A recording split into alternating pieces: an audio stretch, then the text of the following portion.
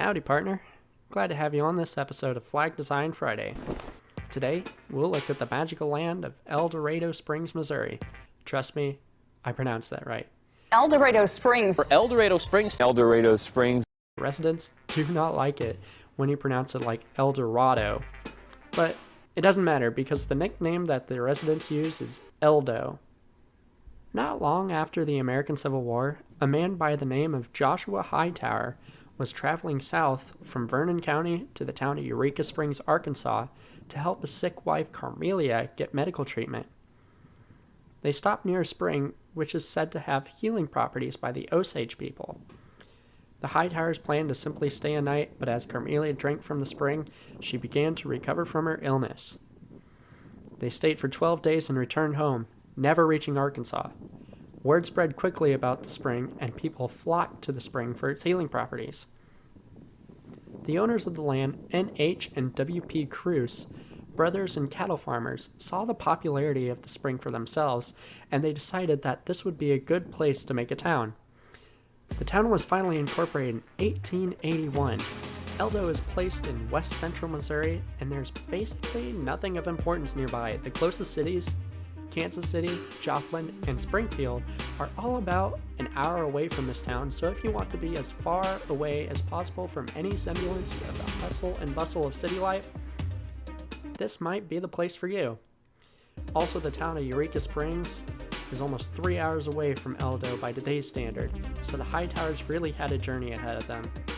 ElDo has a city seal, kinda, and it looks like this. And their flag is absolutely non-existent. So let's fix that. Just a fair warning, I'm pretty new to the program I was using. It's a knockoff of Adobe InDesign called Scribus. It's very nice, and most importantly, it's free. But there are some simple things that I know now that I struggled with during the recording. For the background of the flag, I used a baby blue, which is the background of the Osage Nation seal, and the yellow bars were from the seal itself. But the color scheme, coincidentally, was the same as the family crest for the Hightowers. This is what I meant by easy fix but didn't have the know-how to do it. For the yellow bars, I wanted to make an upside down V in the middle, but what was getting in my way was the borders of both bars that were visible in the middle, and I wanted them to look seamless. I tried merging the two bars together in one piece, but that just made this weird diamond looking shape in the middle, and it was a disaster.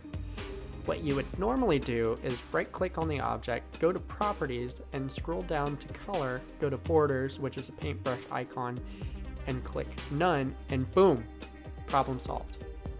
What I did instead was made a dotted line border and made it so big that it was no longer visible on the page.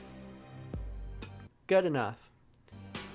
I added 4 white stars on the yellow bars, 2 for the Hightowers and 2 for the Cruz brothers.